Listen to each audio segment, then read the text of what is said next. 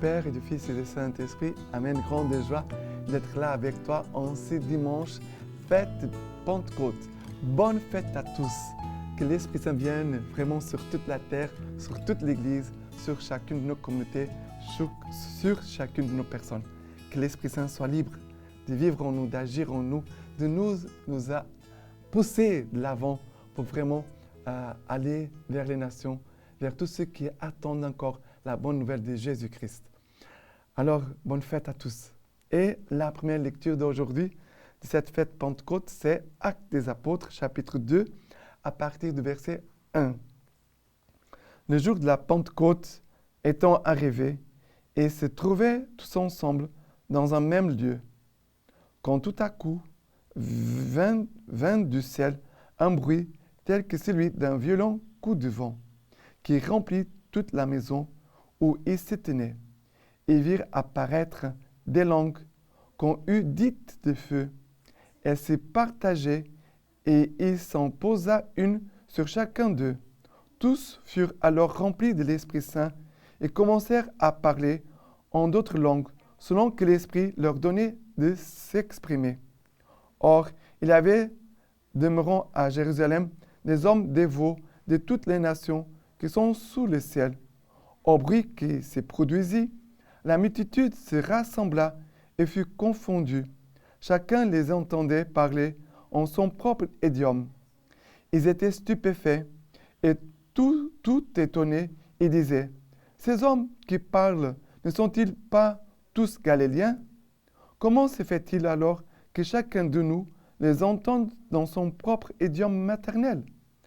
Parthes, Mèdes et Élamites, habitants de Mésopotamie, de Judée et de la Cappadoce, du Pont et d'Asie, de Phrygie et de Pamphylie, d'Égypte et de cette partie de la Libye, qui est proche de Cyrène, Romains en résidence, tant juifs que prosélytes, crétois et arabes, tous les entendons publier dans notre langue les merveilles de Dieu. Alors, c'est magnifique ici. Fête Pentecôte, la Vierge Marie avec les apôtres qui sont au Cénacle depuis 10 jours, depuis la fête de l'Ascension. Alors, ils sont là rassemblés dans l'unité, dans la prière. Et tout d'un coup, nous est dit qu'ils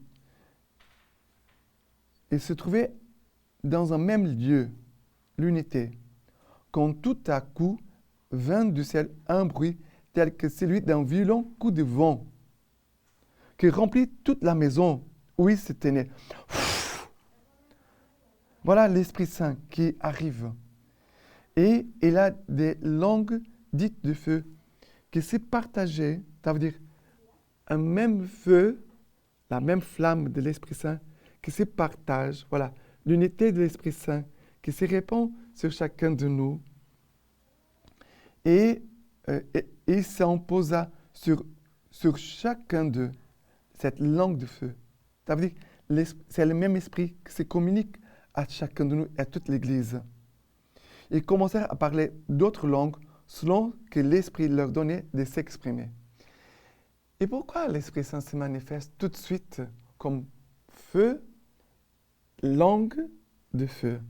Les langues pour parler, parce qu'on parle avec notre langue. Si on n'avait pas de langue, on ne pouvait pas parler. La langue nous permet de nous exprimer, de parler, de communiquer, d'annoncer. Alors l'Esprit Saint est celui qui vient pour se communiquer à nous et faire de chacun de nous des communicateurs de la grâce divine. Et en même temps du feu, parce que le feu enflamme, brûle, détruit ce qui n'est pas de Dieu, éclaire, réchauffe ce qui est froid. Il vient éclairer ce qui est dans les ténèbres. Ça veut dire que l'Esprit Saint vient comme celui qui purifie, qui éclaire, qui vient réchauffer nos âmes. Voilà l'action de l'Esprit Saint et différentes langues, différents idiomes, pour que tous les peuples de la terre puissent écouter les merveilles de Dieu. Nous voyons dans la Bible, quand il a eu ce passage, la tour de Babel, à ce moment-là, les gens qui étaient là, ils ont été divisés parce qu'ils n'arrivaient pas à se parler. Parce que d'un coup, la communication a cassé. Ils parlaient des langues différentes. Ils n'arrivaient pas à se comprendre. Ça veut dire qu'il y a eu la dispersion. La tour de Babel, où les hommes voulaient, par leur propre force, arriver au ciel, ils ont été confondus et se sont dispersés. Maintenant, l'Esprit Saint vient pour nous rassembler. C'est la grâce de l'Église qui rassemble tout le peuple, toutes les nations, dans une seule foi, le même baptême, dans un même esprit, dans une seule Église, dans une seule et même foi en Jésus-Christ notre Seigneur. Voilà la fête de Pentecôte qui vient rassembler tout le peuple pour que nous tous, ensemble, nous puissions servir le Seigneur et le proclamer.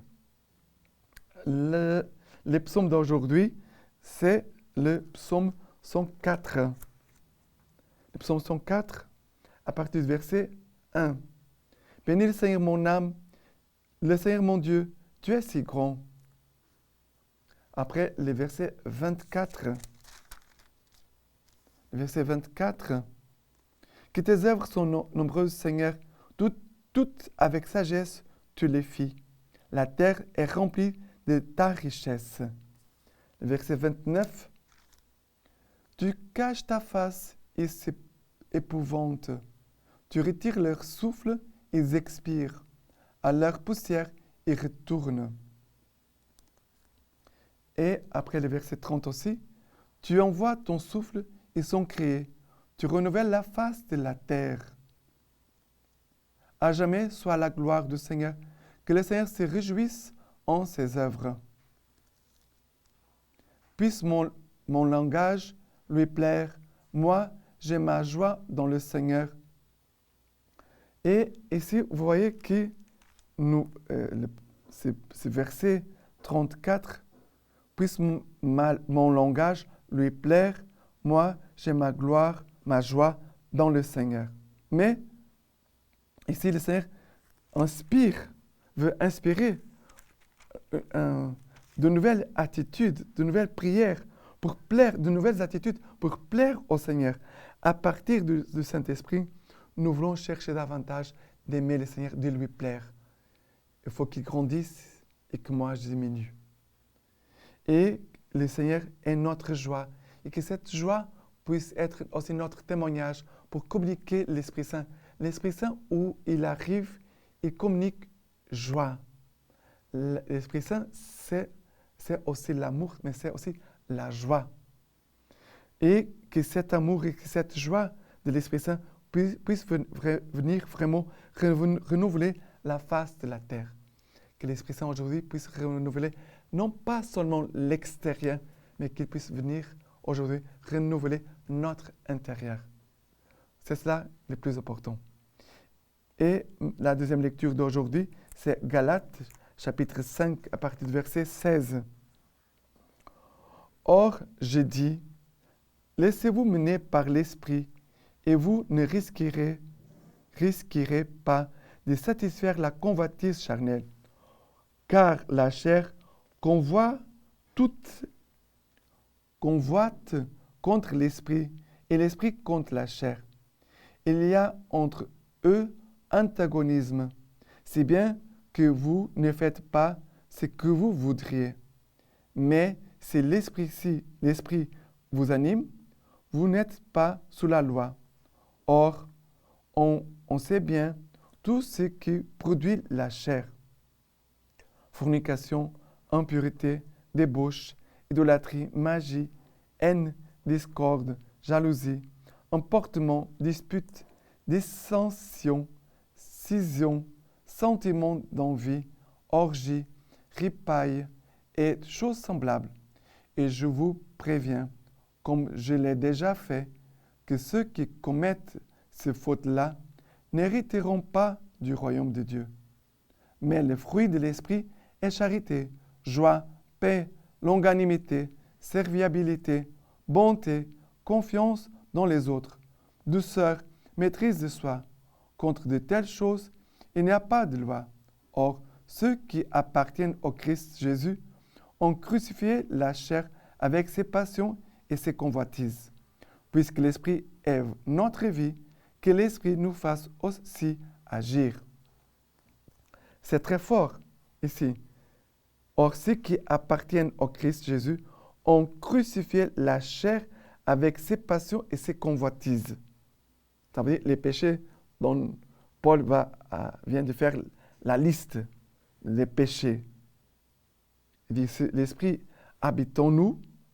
Si l'Esprit habite en nous, alors c'est le Christ Jésus vient avec l'action de l'Esprit Saint.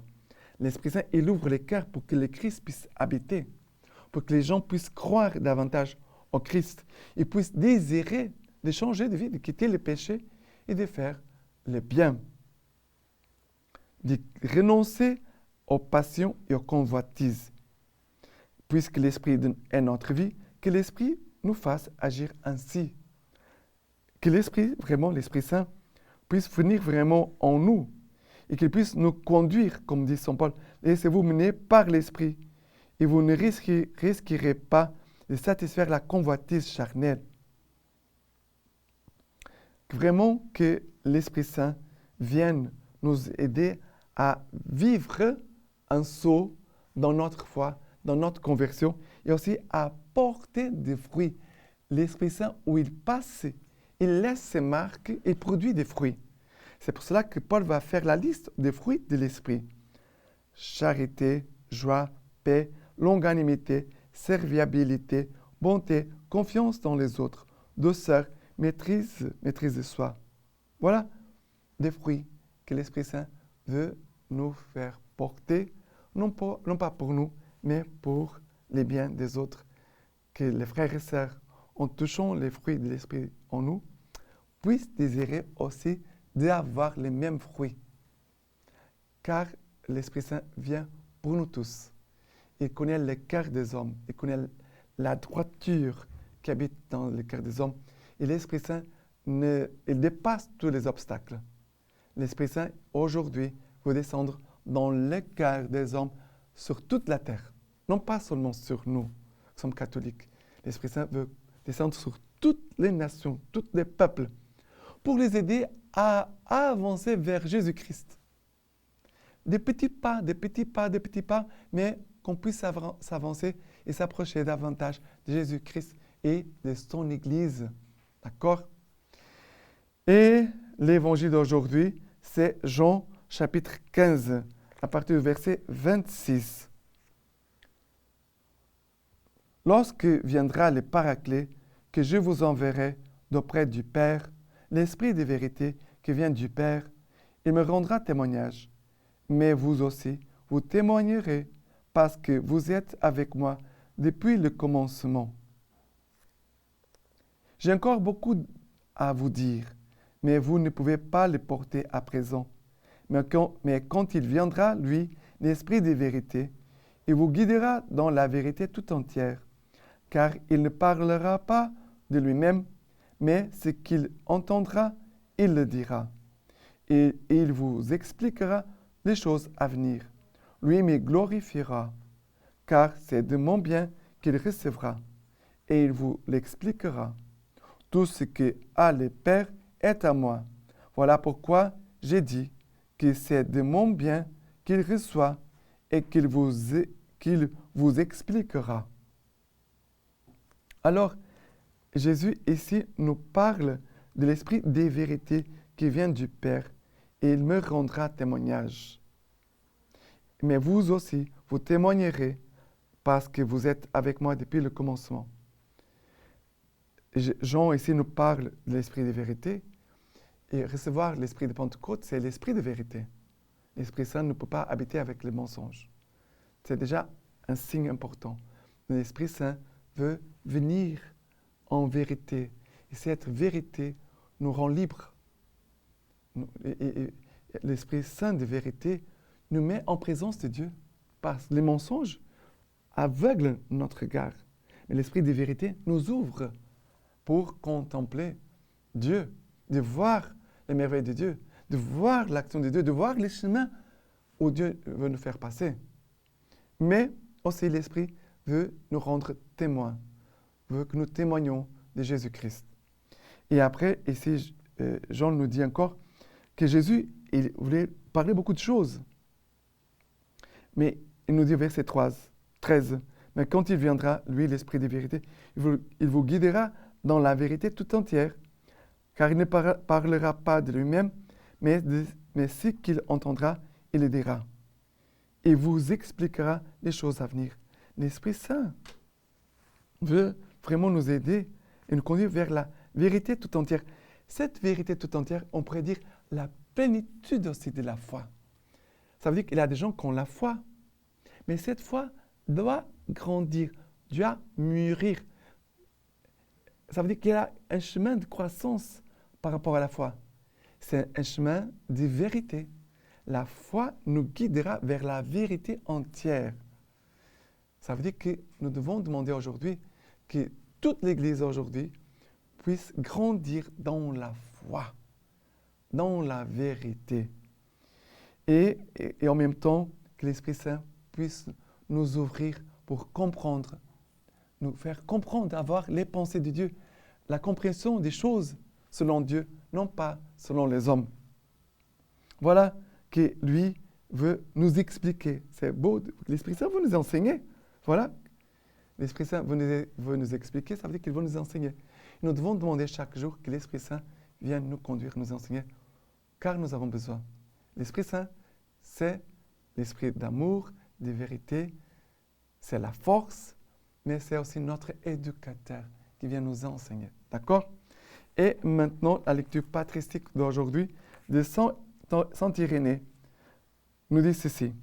C'est l'Esprit, au dire de Luc, qui est descendu après l'ascension du Seigneur sur les apôtres à la Pentecôte et qui a pouvoir sur tous les peuples pour les introduire à la vie et leur ouvrir la nouvelle alliance. C'est pourquoi, s'unissant à toutes les langues, ils chantaient un hymne à Dieu. L'Esprit ramenait à l'unité toutes les races éloignées et offrait au Père les prémices de tous les peuples. Voilà pourquoi aussi le Seigneur a promis de nous envoyer les paraclets qui nous adaptent à Dieu. En effet, la farine sèche ne peut sans eau devenir une seule pâte. Pas davantage, nous tous, ne pouvions devenir un en Jésus-Christ, sans l'eau qui vient du ciel. Maintenant, je vous laisse la bénédiction par les mains toutes pures de la Vierge Marie. Que Dieu Tout-Puissant vous bénisse et vous garde, le Père, le Fils et le Saint-Esprit. Amen.